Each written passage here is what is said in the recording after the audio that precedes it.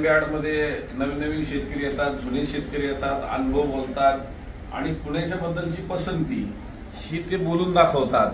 ज्यावेळेस त्या पुण्याच्याकडे येण्याचा ओघ बिलकुल नव्हता त्या काळापासून पुण्याला शेतकऱ्यांनी काय यावं आणि जागेवरती का देऊ नये किंवा जागेवर का द्यावं हे मी सतत शेतकऱ्यांशी संवाद साधत केला. तर तुम्ही पुण्याच्या बाबतीत जे आता संवाद साधत होता, तुमचं पुण्याच्या बद्दल मत काय? शेवट बाजार ती जी मंदी तर होत राहणार आहे, पण तुमचं पुण्याकडे येण्याचा कल का राहतो इथं आमच्याकडेच? नाही, इतर मार्केटपेक्षा शेतकऱ्याला वागणूक एक तुमच्या इथं चांगल्या मिळते. दुसरी गोष्ट पारदर्शकपणा आहे तुमच्या व्यवहारामध्ये आणि इतर मार्केटपेक्षा 2 रुपये जास्त मिळतात दरामध्ये सुद्धा. त्याच्यामुळे पुण्याकडे तुमच्या मार्केटला येण्यासाठी आकर्षण शेतकऱ्याचं वाढत चाललंय. निवड पण चांगली, शॉर्टिंग चांगलं होतं, पारदर्शकपणा आहे सगळा, वजन व्यवस्थित, बऱ्यापैकी निवड चांगली. हा तुम्ही जो मुद्दा सरपंच सांगितला हा मुद्दाच मी पहिल्यांदा छेडलेला आहे. ज्या दिवशी मी डाळे विकायला चालू केलं त्यावेळेस बऱ्यापैकी हमालांना एखाद्या शेतकऱ्यांनी धरलं तर त्याचा माल कसा मुंडा लावायचा किंवा व्यापाऱ्यांनी हमाला धरलं तर त्याच्या वजनामध्ये कसा गोडा लावायचा हे सगळं मी अनुभव पाहता. तुम्ही निश्चिंत जाऊन झोपा, तुमचा माल वरपासून तळापर्यंत एक सारखा देण्याची जबाबदारी माझी. कारण इथं गुडविल पिढीचं वाढतंय. एका शेतकऱ्याचं गुडविल वाढून किंवा घटून मला व्यापार चालणार नाही. आणि म्हणून तुम्ही जे सांगितलं याच्यामध्ये की पूर्वी तुम्ही काही मार्केटला गेला तर हमालांना 100-500 रुपये दिल्याशिवाय निवड होत नाही. आजही शेतकरी बोलून दाखवतात की तुमच्याकडं इथं हमाल पैसे मागत नाही. हमाल मागून काय करतील, त्यांनी 100 घेतलेले की त्याच्यावर 5,000 रुपये दंड आहे. किती आहे? 5,000 रुपये दंड. मग तुम्ही 100 रुपये किंवा 500 रुपये दिलं तर लालची पाहिजे देणार नाही का शेतकरी? माझं काहीतरी असं कर, वरमुंडा कर, खाली काहीतरी कोंब. पण इथं एक ना एक दिवस त्याला माहिती की जर हे शेतच्या लक्षात आलं तर इथं मला 5,000 रुपये दंड आहे. मग ते 5,000 परवडले का 100-200 पडले परवडले? म्हणून इथं तुम्हाला निवड जी व्यवस्था आहे ती वरपासून तळापर्यंत एकसारखी दिसते आणि ही व्यवस्था झाली पाहिजे. आज माणूस गद्दार होईल पण मशीन गद्दार होणार नाही म्हणून आम्ही मशीनी बनवलेली. आज आपल्या ह्या सगळ्या परिस्थितीमध्ये उत्तर भारतात आम्ही जिथं जिथं मार्केटात थंडीत चालतात मशीनवर आम्हाला मार्केट चालवावं लागतं ग्रेडिंगला.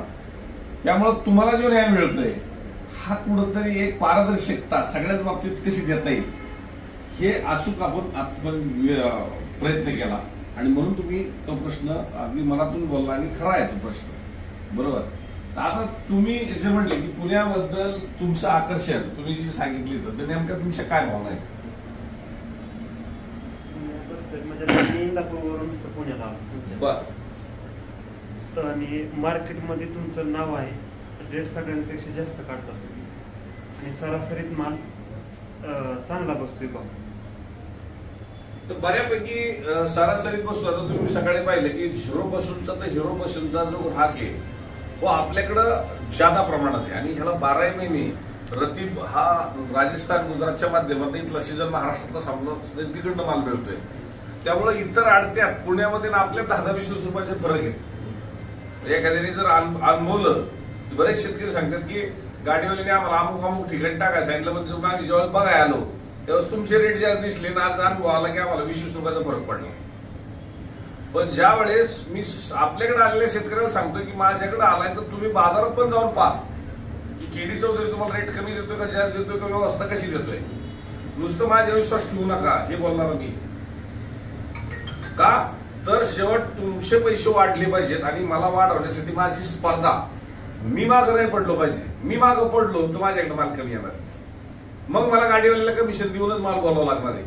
पण मला जर शेतकऱ्याला 2 रुपये त्याच्या पात्रात पाडता आले, त्यांनी जर कष्ट चांगल्या पद्धतीने केलेले त्याला जर न्याय देता आला तर आज ऋण काढून सण साजरा करतोय शेतकरी.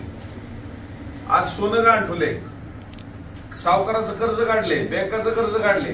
ही वस्तुस्थिती करा सरपंच, यात काय बदल आहे का? तुम्ही पण इंदापूर तालुक्यात, मी पण इंदापूर तालुक्यात शेती करतो. आज कधी नव्हता एवढा इंदापूर तालुक्यात, कधीच पाऊस पडत नव्हता. एवढा भयानक पाऊस इंदापूर तालुक्यात सुद्धा पडायला गेलाय. कधी असं पाणी वाहत नव्हतं. आज एवढी परिस्थिती इंदापूर तालुक्यात सुद्धा खराब झालेली. तर ही सगळी परिस्थिती पाहता यांनी जे सांगितलं की न्याय मिळतो म्हणून शेतकरी इथपर्यंत येण्याचा जो प्रयत्न करतो ही भूमिका शेतकऱ्याची योग्य आहे.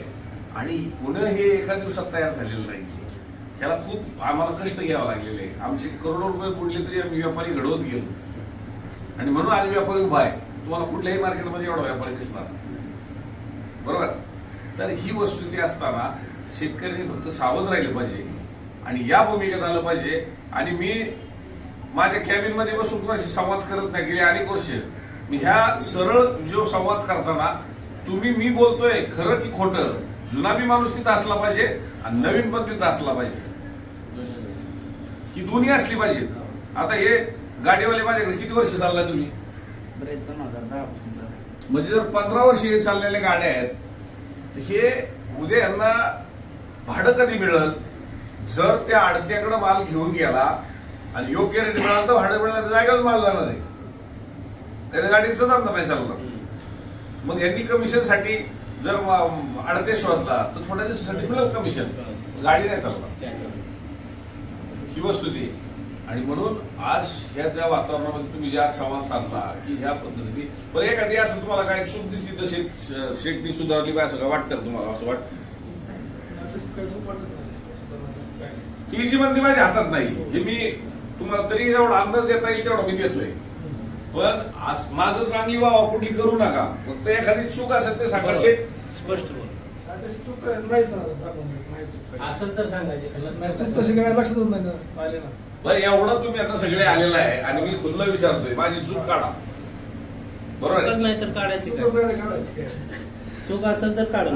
बरं तुमच्या एका डाळिंबाला तरी हात लावा नाही, डाळिंबाला खाली पडलं तरी खाली पडलं तरी वर उचलणार. म्हणजे शिवाजी महाराजांनी सांगितलं माझ्या रयतेच्या गवताच्या काडीला सुद्धा खाण्याला लागला पाहिजे, हे वाक्य महाराजांचं होतं.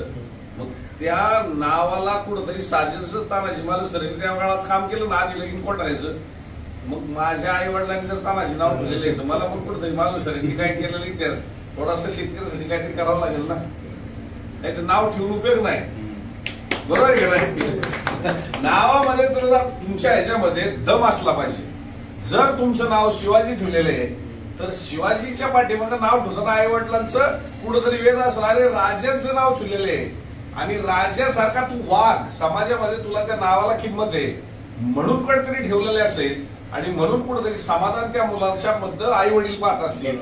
तर माझं हेच मत आहे की जर अगोदर मला ह्या पद्धतीने जर शेतकऱ्याला न्याय देता आला तर मी आज ही भूमिका घेतो की माझ्या राजांनी जर सांगितलं की माझ्या रयतेच्या गवताच्या काडीला ना खाण्याला लागलं, माझ्या डाळिंबाला का ना खालावून मी देईल, हे माझ्या अंगात रक्त विणलेले. आणि म्हणून तुम्हाला इथं समाधान दिसले, एक पीठ शोर तुम्हाला आत दिसणार नाही, फिरकणार दिसणार नाही, लफाके दिसणार नाही. नाही अनेक बाजारात गेले की पिशेच्या पिशे भरून जातात का नाही जातात?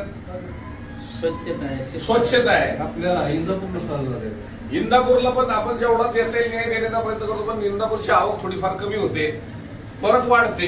तो सीजनल कार्यक्रम झाला, 12 महिने व्यापारी. तर ही सगळी वस्तुस्थिती आहे आणि म्हणून शेतकऱ्यांनी थोडंसं मार्केटला आलं पाहिजे. आज ती जी मंदी असेल तरी शेतकऱ्याची इथं पैसे वाढतायत, जागेवर बी मंदी आहे, इतर मार्केटला त्याच्यावर मंदी आहे. आणि इथं येऊन जर 10-20 रुपये तुमची वाढतायत तर आपण त्या स्पर्धेत 2 पावलं पुढे आहोत, याचा अभिमान सुद्धा मला असला पाहिजे की मी न्याय देऊ शकतो. आणि ही भूमिका ठेवल्यामुळे आज शेतकरी सांगतोय 10-20 रुपये आमचे वाढतायत. असो, मंदी 4-2 दिवसाची आहे, पावसामुळे मंदी आहे, ही मंदी नाही. जागेवरचे सौदे कडाडले की बाजारात माल कमी येतील आणि जर जागेवर सौदा नाही झाला तर बिनधास्त शेतकऱ्यांनी यावं. जागेपेक्षा जास्त 2 रुपयाचे सौदे जरी कॅन्सल झालेला असेल तरी त्याचे बनतायत, ही वस्तुस्थिती जाणवती का नाही आपल्याला? आज